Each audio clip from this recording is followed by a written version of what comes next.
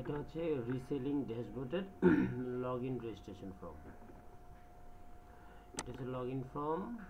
আমরা হচ্ছে এখানে মোবাইল নাম্বার দিব, এখানে পাসওয়ার্ডটা দিব, এখানে আমরা নির্বাচন করব আমি রিসেলার নাকি কাস্টমার। কাস্টমার হিসেবে লগইন করলে মাই অ্যাকাউন্ট পেজে যাবে, রিসেলার হিসেবে লগইন করলে রিসেলার ড্যাশবোর্ডে যাবে।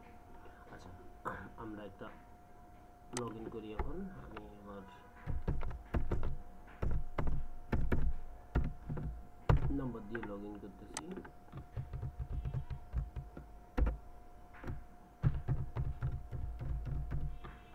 তারপর হচ্ছে আমি রিসেলার। আচ্ছা, এখানে লগইন করার আগে আমি রেজিস্ট্রেশন ফর্মটা দেখি। নিচে রেজিস্ট্রেশন ফর্ম আছে, যদি লগইন করা না থাকে এখানে মোবাইল নাম্বার দিবেন, ইমেল দিবেন, পাসওয়ার্ড, আর হচ্ছে রিসেলার না কি কাস্টমার হিসেবে লগইন করবেন, রেজিস্ট্রেশন করবেন, সেটা এখানে দিবেন। এরপরে আচ্ছা, আমি আমার এখানে অ্যাকাউন্ট করা আছে, আমি সেজন্য এটা আমি লগইন করতেছি। আচ্ছা, আমি লগইন করি। সাকসেসফুল আমি লগইন করতে পারছি। এখন হচ্ছে রিসেলার ড্যাশবোর্ড। আমি যদি রিসেলার না হতাম তাহলে আমার এই ড্যাশবোর্ড দেখা যাবে না। আচ্ছা, আমি এখন যদি এটা দেখি যে আমি রিসেলার আমি চেঞ্জ করি, আমি যদি এখানে আসি, আমরা আসার আসলে ইউজার ড্যাশবোর্ডে ইউজার প্ল্যানের এই রোলে এসে আমি যদি রিসেলারকে যদি আমি কাস্টমার হিসেবে রূপান্তর করি ইউজার ড্যাশবোর্ড থেকে, তখন আমি এটা সেভ করে দিই।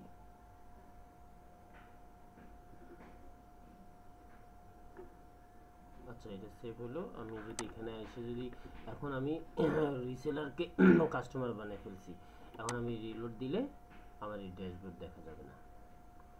দেখেন, আপনার এই পেজটি অ্যাক্সেস অনুমোদিত নেই। আচ্ছা, ঠিক আছে। এখন আমি কি করব, আমার এটা এখন মাই অ্যাকাউন্টে চলে যাবে। এটা আমার আছে এখানে, এখন আমি সাধারণ একজন কাস্টমার। আচ্ছা, এখন আমি রিসেলার হিসেবে লগইন করতে পারলাম না, মানে লগইন করতে পারবো কিন্তু হচ্ছে আমার এই রিসেলার হিসেবে কোনো ড্যাশবোর্ডে কোনো কিছু দেখা যাবে না, শুধু কাস্টমার হিসেবে দেখা যাবে। কাস্টমার হিসেবে এই ড্যাশবোর্ডটাও ব্যবহার করা যাবে, মাই অ্যাকাউন্টের ড্যাশবোর্ডটাও ব্যবহার করা যাবে, আলাদা আলাদা হিসেবেও ব্যবহার করতে পারবেন। আচ্ছা, এখন আমি এটাকে আবার রিসেলার করে দিচ্ছি। এই কাস্টমারকে আমি রিসেলার করে আবার এটা ইউজার রোল থেকে অ্যাড করে দিচ্ছি। এটা সেভ করে দিলাম। এখন আমি যদি আবার এসে এখানে যদি রিলোড দিই, তাহলে এটা অনুমোদিত নয়, এটা চলে যাবে। এখন আমি রিসেলার ড্যাশবোর্ডে চলে যাব।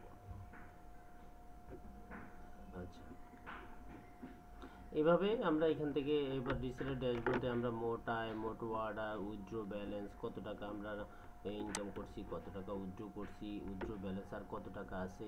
হ্যাঁ, এখানে একটা চার্ট আছে, মাসিক 6 মাসের একটা চার্ট থাকবে।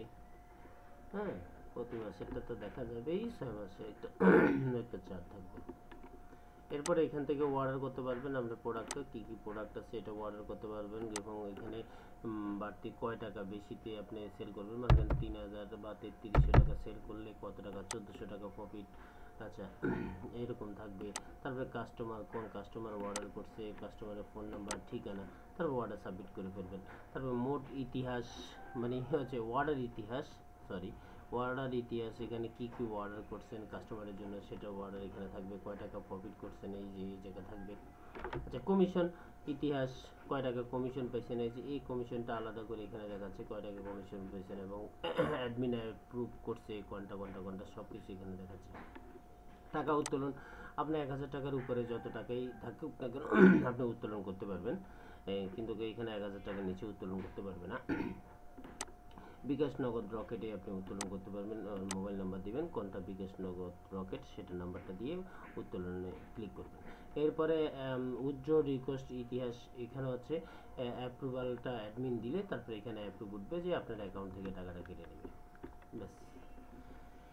থ্যাংক ইউ সবাইকে। আর যদি রিসেলার ড্যাশবোর্ড সহ যদি এরকম ওয়েবসাইট তৈরি করা লাগে আমার সাথে যোগাযোগ করবেন, আমি ইনশাআল্লাহ তৈরি করে দেবো। থ্যাংক ইউ সবাইকে, ভালো থাকবেন। আসসালামু আলাইকুম।